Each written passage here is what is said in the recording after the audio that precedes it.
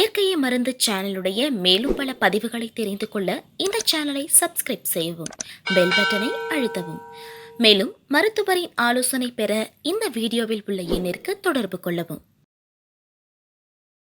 இயற்கை மருத்துவர்களுக்கு வணக்கம்.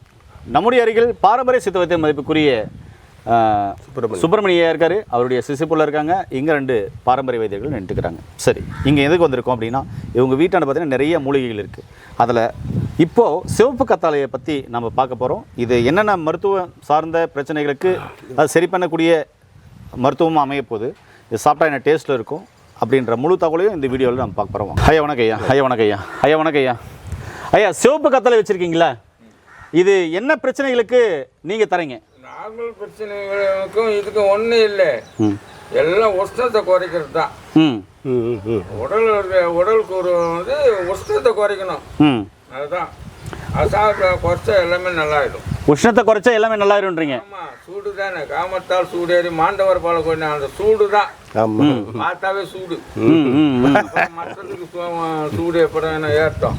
புரியுது புரியுது புரியுது. விஷயத்தை பார்க்கும்போது இவனுக்கு கண்ணால் போய் எல்லா உடம்பும் சூடாகுது. ஓகே ஓகே, அந்த சூடை வந்து கம்மி பண்ணுறீங்க. ஆமாம் ஐயா, நீங்கள் சொல்லுங்க ஐயா.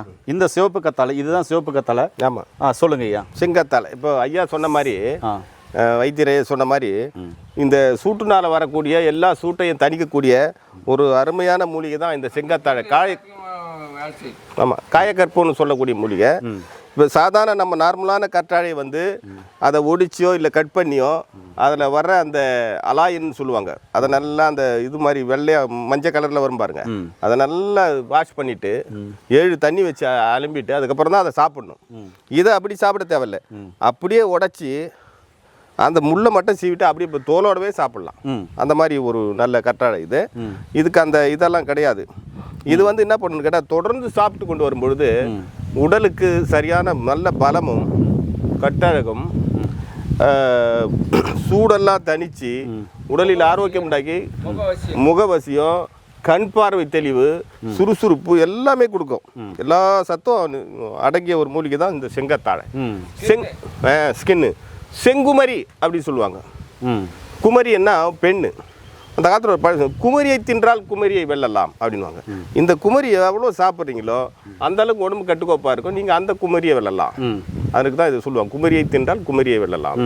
அந்த மாதிரி ஒரு மூலிகை.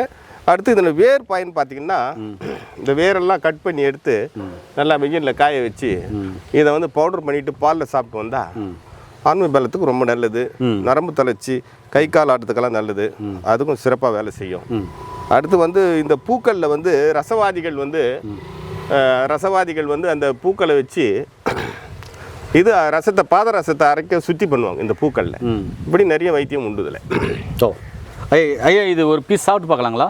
சாப்பிடுங்க நண்பர்களே. ஃபஸ்ட்டு கருணாகர் ஐயா இந்த சிவப்பு கற்றாழையை சாப்பிட்டு காமிக்க போகிறாரு. ஐயா, நீங்கள் சாப்பிட்டு காமிங்களேன். அவர் எப்பவுமே நிறையா சாப்பிடுவார், நல்லா ரசித்து ருசி சாப்பிட்றாரு மனுஷன். என்ன டேஸ்ட் இருக்கு ஐயா? இருங்க முதல்ல சாப்பிட்டுக்கிறேன், அப்புறமா பேசலாம் அப்படின்றாரு. ஒரு ஜல்லி சாப்பிட்ற மாதிரியா ஒரு தனி டேஸ்ட்டில் இருக்குது. ஐயா, நீங்கள் சொல்லுங்கள் ஐயா, நீங்கள் சாப்பிட்டு என்ன டேஸ்ட்டில் இருக்குன்னு சொல்லுங்களேன். அதையும் சாப்பிடுங்க, நிதானமாக சாப்பிடுங்க. அப்படியே நிதானமாக சாப்பிடுங்க. ஐயா, அதையும் சாப்பிட்டு காமிச்சிட்டு சொல்லுங்க ஐயா. என்ன டேஸ்ட்டில் இருக்கு ஐயா? குழகுழப்பு, லேசாக உப்பு. குழகுழப்பு, லேசாக உப்பு டேஸ்ட்டில். நண்பர்களே, பார்த்தீங்கன்னா இங்கேயும் க்ளீன் பண்ணியிருக்கார் பாருங்கள் இன்னும் சாப்பிட்றதுக்கு. இவர் தான் நல்லா ருசித்து சாப்பிட்றாரு எந்த மூலிகைனாலையும். அந்த முழு இன்வால்மெண்ட்டோடு சாப்பிடக்கூடிய மனுஷன். நல்லா இருக்கு இல்லையா? Super super. நண்பர்களே, பார்த்தீங்கன்னாக்கா இந்த சிவப்பு கற்றாழை உடலுக்கு குளிர்ச்சியை தருங்க. அதே மாதிரி அல்சர் உள்ளவங்க சாப்பிட்லாம். பீரியட்ஸ் டைமில், அதை உதிரப்போக்கு டைமில் அடிவயிறு வலிக்குது இல்லை, அவங்க சாப்பிட்லாம். சர்மம் பளபளப்பாக இருக்கணும் அப்படின்றவங்க இதை எடுத்துக்கலாம்.